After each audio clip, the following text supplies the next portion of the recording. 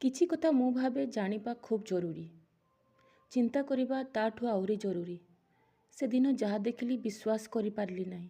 ମମତା ନାନୀର ପାଖ ପଡ଼ୋଶୀ money ନାନୀର ହଜବେଣ୍ଡର death କଥା।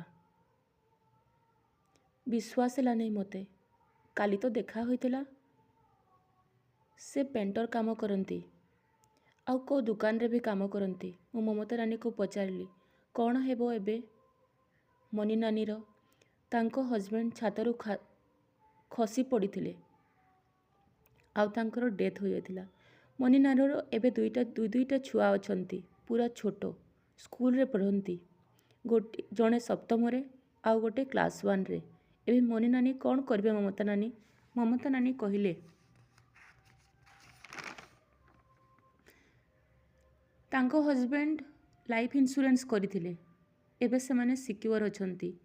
ତାଙ୍କୁ ମନି ନାନୀକୁ 3 ଲକ୍ଷ ଟଙ୍କା ମିଳିଯିବ।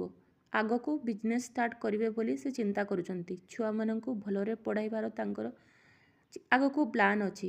ମୋତେ ବହୁତ ଆଶ୍ୱସ୍ତି ଲାଗିଲା। ମୁଁ ଅନୁଭବ କଲି ପଇସା ସଞ୍ଚୟ କରିବା କେତେ ଜରୁରୀ। ନିଜ ପରିବାରର ସୁରକ୍ଷା, ଶାନ୍ତି ପାଇଁ ଏମିତି ଷ୍ଟେପ୍ ସମସ୍ତଙ୍କୁ ଉଠାଇବା ଉଚିତ। କାଲି ଅନିଶ୍ଚିତ କିଛି ବି ହୋଇପାରେ, ତେଣୁ ଘର ପରିବାର ସୁରକ୍ଷା ଦେବା କେତେ ଜରୁରୀ। ପ୍ରମିସ୍ କରନ୍ତୁ ଲାଇଫ୍ ଇନ୍ସୁରାନ୍ସ କରିବେ। ମୋ ପାଇଁ ନୁହେଁ, ପରିବାରର ସୁଖ, ଶାନ୍ତି ଓ ସମ୍ମାନ ପାଇଁ।